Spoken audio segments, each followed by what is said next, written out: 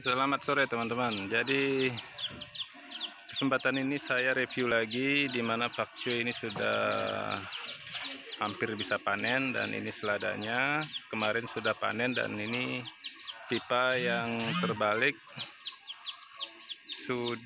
pipa pembibitan. Sementara pembibitan masih kosong karena 3 minggu saya tinggal belum sempat membuatkan bibit. Nah, ini selada sisanya. Oke, kita lanjut ke ini seledrinya juga sudah tumbuh besar, lumayan lebat. Dan kita cek kondisi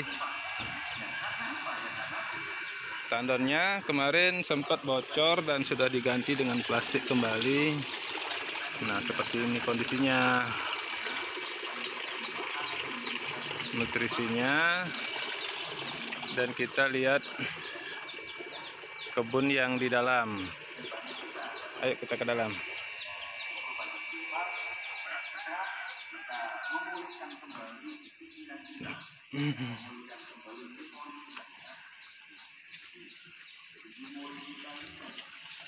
Nah, ini tandon baru, dan di sini belum pernah panen. Ya sudah mendekati mau panen, seladanya juga, pakcoynya juga. Dan ini nanti akan ada meja lagi satu. Awalnya teman-teman di atas atapnya memakai plastik UV, tapi ternyata satu kali percobaan untuk menanam, pakcoynya gosong teman-teman. Jadi karena kepanasan terpaksa plastiknya dibuka kembali, dan hasilnya sekarang lumayan bagus. Ini seladanya, dan ini pakcoynya juga sudah mulai tumbuh bagus teman-teman. Ini sudah hampir bisa panen juga, dan berikutnya adiknya ada di seberang. Nah, padinya malah bagus teman-teman, subur. Nah, itu awalnya kolam belut teman-teman. Jadi karena belutnya tidak berproduksi, saya tanamin padinya lumayan subur. Nah, ini pembuangan yang menuju ke bak nutrisi. Saya tutup memakai karet talang, dimana yang dulu awalnya yang belum ditutup lumutnya full teman-teman. Sekarang setelah ditutup lumayan airnya kembali jernih dan tidak ada lumut.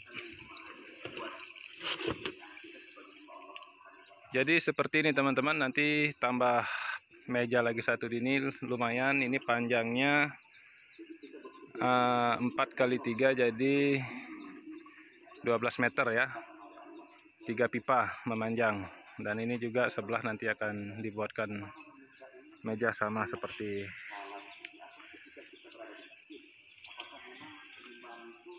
Ayo kita lihat kondisi padinya di dalam. Nah, ini belutnya juga sebetulnya masih ada teman-teman, cuma saya belum pernah ngecek, belum pernah. Lubangnya masih ada tuh, lubang belutnya masih ada, lubang-lubangnya. Dan lumayan, padinya cukup tinggi dan subur, dan berbuah lebat seperti ini. Karena kondisi airnya di dalam tidak pernah kering teman-teman. Kolam terpal cukup kuat untuk menahan air, dimana kolam tersebut apabila tertenggelam kena lumpur atau kena tanah, dia lebih kuat. Tapi yang kena sinar matahari dan tidak kena tanah itu akan cepat robek atau terkelupas, mengering. Nah, ini kondisinya seperti ini. Awalnya cuma iseng sih teman-teman menanam padi, tapi lumayan sih bagus. Ini bibit padi, saya nggak tahu bibitnya bibit apa. Waktu itu kan membeli sekam bakar untuk media tanaman di polybag. Tapi setelah di sekam bakar itu, bukan sekam bakar, tanah campuran tanah pupuk. Setelah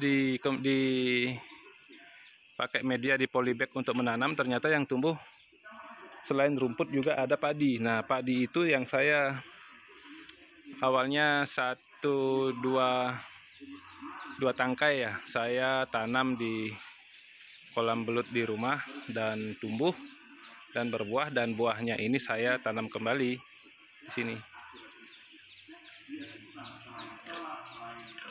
Ini cabenya juga sudah mulai